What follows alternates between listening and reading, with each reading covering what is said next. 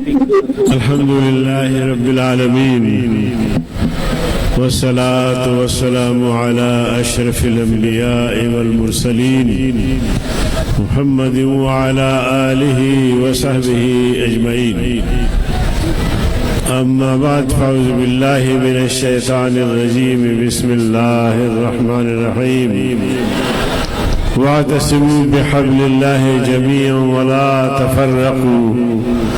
صدق اللہ العظیم. قابل صد احترام عوامی اسمبلی کے اسپیکر جناب حضرت مولانا سائیں عبدالقیوم صاحب، قائد جمعیت، رہبر امت، سالار قافلہ حریت حضرت مولانا فضل الرحمان صاحب، جمعیت علماء اسلام کے مرکزی صوبائی قائدین، دیگر جماعتوں کے قائدین، سامعین حضرات، السلام علیکم ورحمۃ اللہ وبرکاتہ.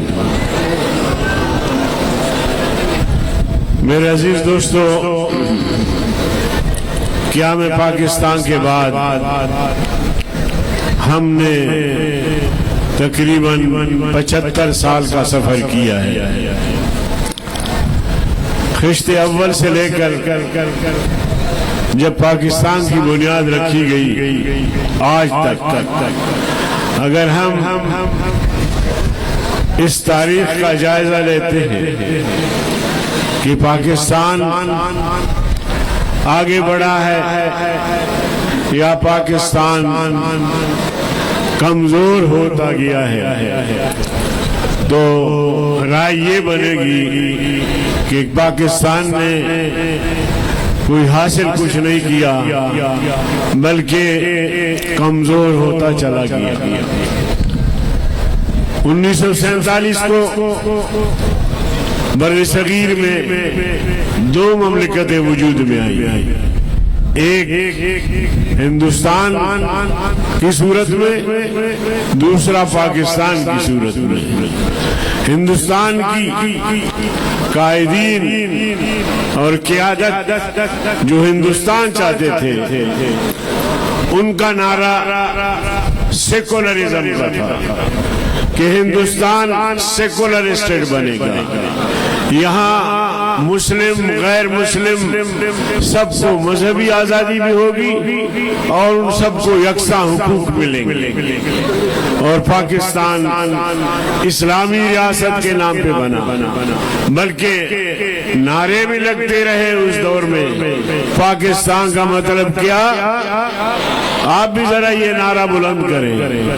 پاکستان کا مطلب کیا؟ لا الہ الا اللہ. اس تصور کے ساتھ پاکستان بنا کہ پاکستان ایک اسلامی فلاحی ریاست بنے گا. پاکستان میں تمام قومیتوں کو انصاف فراہم کیا جائے گا. پاکستان کے ہر رہنے والے کو حقوق دیے جائیں گے اور ان کے حقوق کا تعین جو شریعت نے کیا ہے، جو اسلام نے کیا ہے، اس کے مطابق ان سب کو حقوق دیے جائیں گے. لیکن میرے عزیز دوستو، ہندوستان سیکولرزم کے ساتھ آگے جا رہا ہے، نام بھی تبدیل نہیں ہوا اور جو نظریہ قوم کو دیا اس میں بھی اب تک کوئی تبدیلی نہیں آئی. سیکولرزم پر کار بند ہے اور وہاں کے مسلمان بھی کہتے ہیں کہ انڈیا ایک سیکولر اسٹیٹ بنا، اس نعرے پہ بنا، لہذا ہم انڈیا کی تشکیل کا جو نعرہ تھا اس کو ہم تبدیل ہونے نہیں دیں گے. میرے عزیز دوستو، پاکستان اسلام کے نام پہ بنا. پاکستان کی تشکیل تشکیل اسلام کے نام پہ ہوا، ایک فلاحی اسلامی ریاست کے نام پہ ہوا۔ آج اس وقت سے لے کر آج تک اسلام کے ساتھ جو مذاق کیا گیا وہ اپنی جگہ پہ۔ چلو بعض قوتیں ایسی روز اول سے مسلط ہوئی جن کو اسلام سے کوئی دلچسپی نہیں تھی، کوئی واقفیت نہیں تھی، انہوں نے جمہوریت کی بات، الیکشن کی بات، جس طرح اس طویل عرصے میں ہم نے دیکھا، ہمارے بڑوں نے دیکھا کہ انہوں نے جو حشر اسلام کا کیا وہی جمہوریت کا کیا، وہی جمہوریت کا کیا۔ اور جناب والا آپ سب کو پتا ہوگا کہ 26 سال تک ہماری اس ریاست کو آئین نہیں تھا، بغیر آئین کے ہمارا یہ ملک چلتا رہا۔ ہر کی آمد عمارت نوساخ، لیاقت علی خان، ایوب خان، یحییٰ خان، ہر ایک کے اپنے اپنے عبوری آئین ہوتے تھے اور اس کے تحت ملک چلتا رہا۔ یہ ان کی نالائکی، اقتدار پر تو قبضہ کیا لیکن ریاست کو کچھ نہیں دیا، آئین نہیں دیا، اچھا معاشرہ نہیں دیا، عدالتیں نہیں دی جو انصاف فراہم کرے لوگوں کو، جو ایک تصور تھا اسلامی ریاست کا وہ قائم کرے، نہیں کر سکے۔ تو میرے عزیز دوستو، اس وقت سے لے کر اب تک یہ ریاست ایسے ہی چل رہی ہے۔ ہمارے اکابر آئے، 1973 میں یہ آئین بنا اور آج تک ہم اس آئین کی چوکیداری کر رہے ہیں۔ اور اگر جمعیت علماء اسلام ایک طاقتور سیاسی جماعت کی صورت میں پارلیمنٹ میں نہ ہوتی تو آئین کا آج تک حلیہ بگڑ چکا ہوتا۔ جو ایک اسلامی آئین پاکستان کو دیا، ہمارے اکابر نے دیا، اس کا حلیہ بگڑ چکا ہوتا۔ آج اگر آئین بحال ہے، آئین میں ختم نبوت کی ترمیم بحال ہے، بہت ساری چیزیں ہیں، وہ ہماری وجہ سے کسی اور کی وجہ سے نہیں ہے۔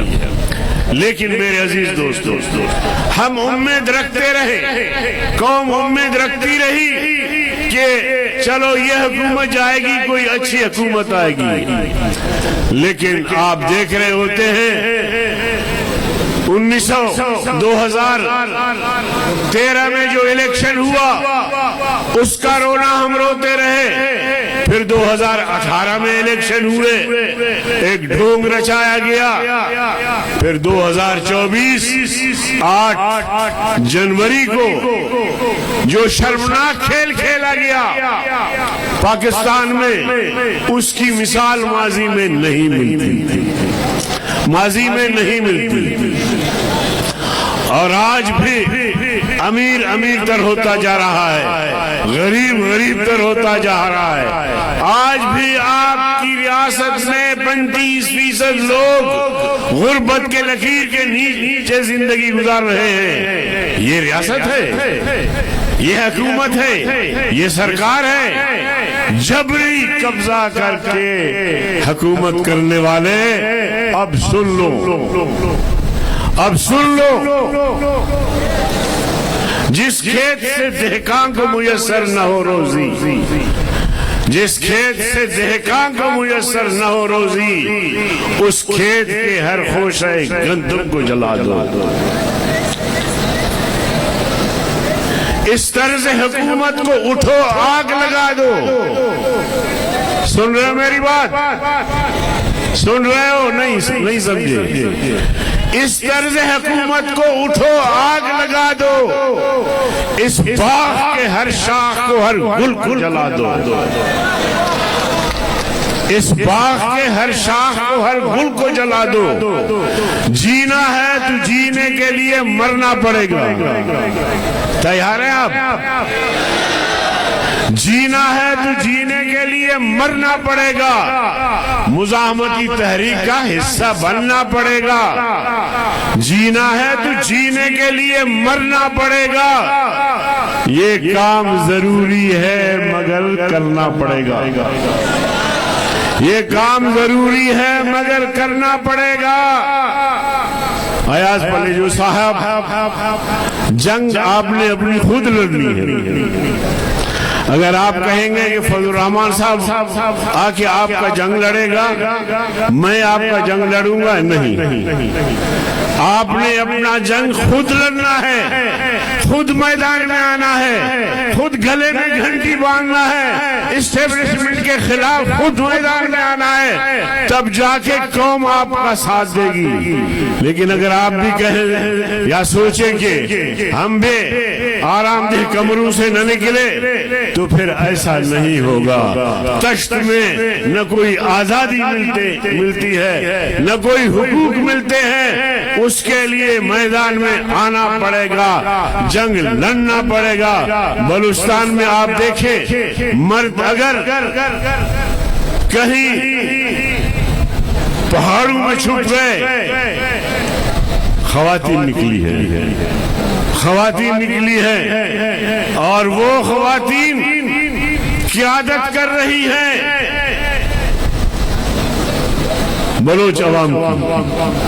اب یہ اچھی بات ہے یا بری، مگر اس کی تفصیل میں نہیں جاتا، ان کے نظریات سے میں اتفاق کروں یا نہ کروں یہ الگ بات ہے، مگر جب قوم پر مظالم ہوتے ہیں، جب ظلم و جبر کی انتہا ہوتی ہے تو مرد اپنی جگہ عورتیں بھی نکل آتی ہیں۔ تو اس ظلم کے خلاف آپ سمجھتے ہیں کہ سنسی راستوں جو جزیرے ہیں ان پر قبضے ہوئے ہیں، اس وقت بھی میں نے پارلیمنٹ میں اس مسئلے کو اٹھایا تھا، اور اب بھی میں آپ کی اس موقف کی تائید کرتا ہوں، مگر اس کے لیے آپ نے خود نکلنا ہوگا، قیادت کرنا ہوگا، لڑنا ہوگا، تب جا کے سندھ سلامت رہے گا، ورنہ یہ تو ڈاکو ہیں، یہ تو چور ہیں، یہ تو لٹیرے ہیں، اور پھر سندھ کو جس طرح لوٹ رہے ہیں، سندھ کو جس طرح ڈاکو کے حوالے کیا ہے، پھر اس سے کوئی نجات نہیں ملے گی۔ یہ گھنٹی باندھنی پڑے گی، آپ نے باندھنی ہے، راشد صاحب نے باندھنی ہے، میں نے باندھنی ہے، لیکن میدان میں آنا پڑے گا۔ اور آج کا یہ عوامی اسمبلی موت کا پیغام ہے ان قوتوں کے لیے جو عوامی رائے کو مسترد کر کے 500 300 ووٹ پہ لوگوں کو جتواتے ہیں، ان سے پیسے لیتے ہیں، ان قوتوں کے لیے، چاہے وہ اسٹیبلشمنٹ کی صورت میں ہو، چاہے کسی سیاسی جماعت کی صورت میں ہو، ان کے لیے آج کی یہ عوامی اسمبلی موت کا پیغام ہے، اور یہ بڑا مؤثر پیغام انشاءاللہ ان تک پہنچا ہے اور پہنچے گا، اور یہ قافلے اب رکیں گے نہیں، اور رکیں گے تب جب ان کو ہم سمندر میں ڈبو کر دم لیں گے۔ تو میرے عزیز دوستو، آپ مستعد رہیں اور مزاحمت کے لیے تیار رہیں، اور جو قومیں ظلم کے خلاف مزاحمت نہیں کرتی وہ قومیں مٹ جاتی ہیں، لہذا ان کی باپ کی جاگیر نہیں ہے پاکستان، یہ ہمارا ملک ہے، ہماری ریاست ہے، ہمارا خون اس ملک کی تعمیر میں شامل ہے، ہمارا خون بھی شامل ہے تزئین گلستان میں۔ ہمیں بھی یاد کر لینا چمن میں جب بہار آئے تو اس سرزمین کے لیے، مادر وطن کے لیے اب ہمیں خون دینا ہوگا، تب جا کے ان لٹیروں کا صفایا ہوگا۔ والسلام علیکم۔